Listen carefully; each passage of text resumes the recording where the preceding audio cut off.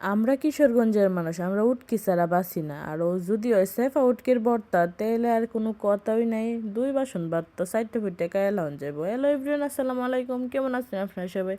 আশা করতেছি সবাই ভালোই আছেন, আমিও ভালোই আছি। কয়দিন আগে নাদিয়া নমিরা ফুর ভর্তা বানানোর দিকে আমারও মন চাইছেন ভর্তা বানাইতাম, কিন্তু সময়ের অভাবে বানাইতাম পারতেছিলাম না। তো আজকে চিন্তা করলাম যেহেতু পার্লার আজকে যাইতাম না, তাইলে আজকে একটু ভর্তা বানাইলাই। তো ভর্তা বানাইতে যা যা লাগে সব কিছু লই পড়ছি।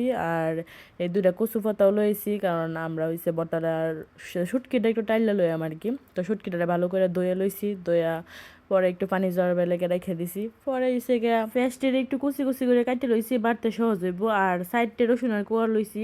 আমি এখানে যেহেতু সাইডটা শুটকি লইছি, আমি 2 ধরনের ভর্তা বানাইম চিন্তা করতেছি। যেহেতু আমি কোনো সময় বানাইতাম মানে সময় পাই না, তো যেহেতু আজকে লইছি বানাইতাম, তো একসাথে 2 ধরনের ভর্তা বানাইম। একটা হইছে গিয়ে ধনিয়া পাতার, আর একটা হইছে গিয়ে ঝালমরিচের। ধনিয়া পাতা কাঁচা মরিচের একটা ভর্তা, আর এই যে লাল মরিচটা, যে লাল মরিচের ভর্তাটা বেশি মজা লাগে। আর ধনিয়া পাতার ভর্তাটা, ধনিয়া পাতার গন্ধটা অনেক ভালো লাগে। তো 2টা 2 রকম টেস্ট, কিন্তু উটকি ভর্তাটা দিলে ধনিয়া পাতার ভর্তার মধ্যে অনেক বেশি ভালো লাগে।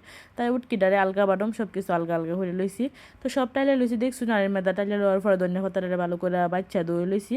আর এই যে উটকিটা টালছি, এই উটকিটা আগে বাডুম, কারণ এই উটকি দিয়া যেহেতু 2 ধরনের ভর্তা বানায়াম, তো উটকির সাথে অন্য কোনো কিছু মিশাইতাম না। আগে উটকিটা বাইটে আলগা হয়ে তৈরি লইয়াম।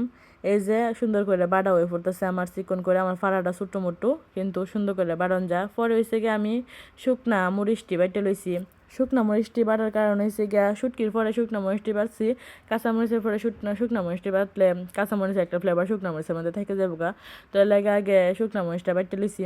পরে হয়েছে কাঁচামরিচটা বাটতেছি, কাঁচামরিচটা বাটার পরে হয়েছে গিয়া ধনিয়া পাতা বাইটেলাম। অন্য মরিচ কাঁচামরিচ বাটবার সময় তো আর কোনো সমস্যা হয় না, বাটার পরে যে আটটা ফুরানি ফুরা সারাদিন ওই হাত ফুরাইছে, আঞ্জা পর্যন্ত হাত ফুরাইছে। ধনিয়া পাতা বাটা হওয়ার পরে ধনিয়া পাতার মধ্যে যে ফেস দিয়াম, এই ফেসটি আগে বাইটে লইতেছি। কইলাম না যে 2 জাতের ভর্তা বানাম, কোনোটার সাথে কোনোটা মিশাইতাম না। এর লাগে ফেস 2টা 2বারে বাডুম। এই যে আমার সবকিছু বাড়া হয়ে গেছে গা। ধনিয়া পাতার পরে যে ফেসটা বাড়ছিলাম, এই ফেসটা আগে দিলাইতাছি, পরে ধনিয়া পাতা বাটাটা দিয়াম। পরে হয়েছে গিয়া কাঁচামচ বাটা দিম, পরে সামান্য একটু শুটকি যে বাটাটা দিছি, এই শুটকি বাটাটা সামান্য দিয়াম। কারণ ধনিয়া পাতার ভর্তার মধ্যে যদি বেশি শুটকি দেই, তাহলে ধনিয়া পাতার ফ্লেভারটা যাইব গা।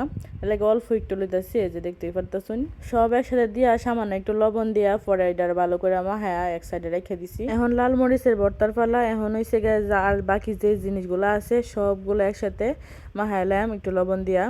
তো এই যে লাল মরিচ বাটা, পেঁয়াজ আর বাকি শুটকির ভর্তাটা সবটা লয়ে লাইছি, লয়ে সালেতে ভালো করে মাহাইতেছি।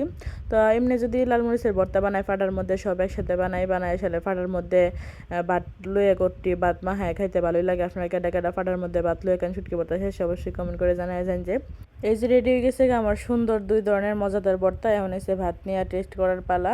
তো টেস্ট করে দেখলাম আলহামদুলিল্লাহ অনেক ভালো হয়েছে। আকলের আব্বু একদম অর্ধেক ভর্তা খাইয়ে ফেলছে। আর আমি সাথে রান্না করছিলাম মাছের ডিম, টমেটো, পরে হয়েছে সাজনা। এই ছিল আজকে রান্না বাড়া, আর ডালও আসিল। তো আলহামদুলিল্লাহ এইভাবেই কেটে গেল কাজ করতে করতে দিন। আরও ঘরটর গুছাইলাম, এইভাবেই আজকে করতে করতে চলে গেল। আজকে আর পার্লারে যাওয়া হলো না। ভালো থাকবেন সবাই, আসসালামু আলাইকুম।